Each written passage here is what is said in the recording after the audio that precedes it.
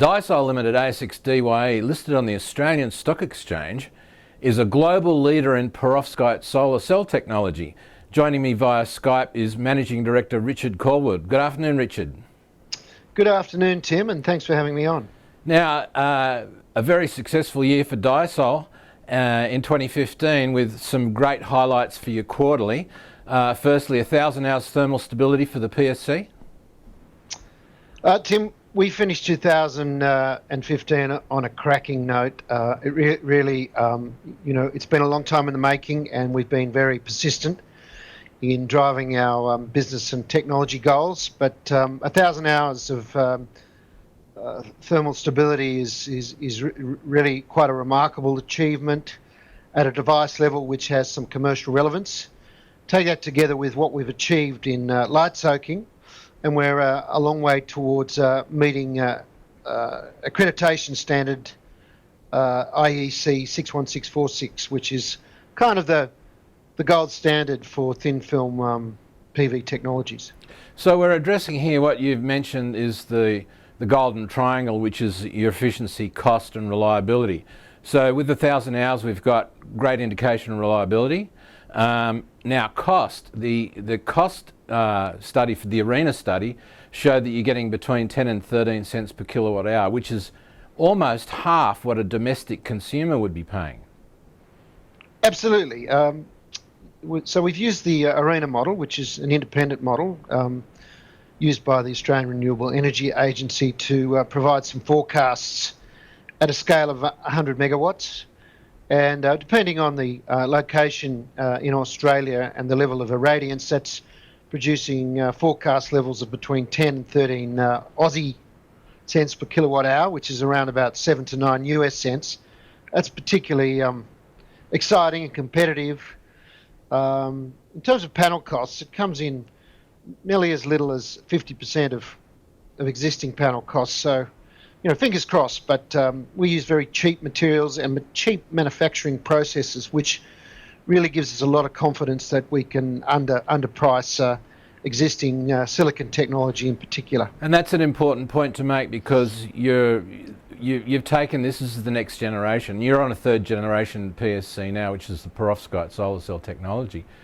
But you've gone head to head against the silicon technology, and the EPFL has just indicated that you're getting a conversion efficiency of around about 20-22%, which now satisfies that golden triangle of cost, efficiency and reliability.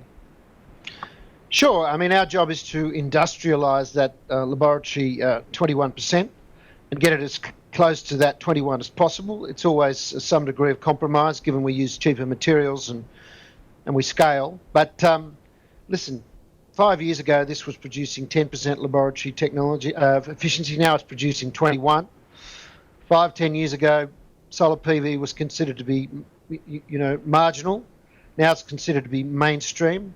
The collapse in the oil price is telling us all something, that there's a massive paradigm shift going on here, away from traditional sources of energy to new sources, and it's a process which to me looks irreversible. So just before we talk about the big news right now, which is your major area demonstration, recently you've put $8 million in the bank to fund your development? We did, and we're well supported in that capital raising. We've got a large band of retail investors, and that's grown quite strongly in the last 12 months as we've started to kick some really well-defined goals. So we're back up well above 5,000 retail investors here in Australia, and we've, by our estimations, got at least another 2,000 in Europe and globally. So we've got a strong group of very supportive retail investors. I guess it's worth, sorry, can I just make one point? It's worth absolutely commenting that was actually an underwritten SPP, and for the first time in a number of years we enjoyed support from the institutions in that underwriting process. So, while we had great support from the retail, we're starting to see institutions come back on board in recognition that we've de-risked this technology sufficient to merit their attention. And not only institutional investors, but investors aside, you're now getting government, a strong government interest in it as well. Now, let's talk about 2017, 2016, 2017, 2018. You've just awarded or got a partner for your major area demonstration. Now this, as I understand it, is a 3-phase commercialisation project for the ultimate delivery of PSC panels in 2017, 2018, correct? Sure. Fools rush in where angels fear to tread, as they say. We've seen some notable collapses in sort of new technology companies over the last 5 to 10 years, particularly in PV, because they've rushed ahead too quickly without de-risking the technology. Scale up in itself, irrespective of the technology, has some challenges. So we're going about that in a very deliberate way to make sure we don't make any of the mistakes that our predecessors have made. We're doing that by being very cautious and through lots of intense and detailed planning, but also partnering with the very, very best. And VDL ETG I consider to be the best processing engineering company of its type in the world. It makes satellites for NASA. It does things at a very high degree of precision.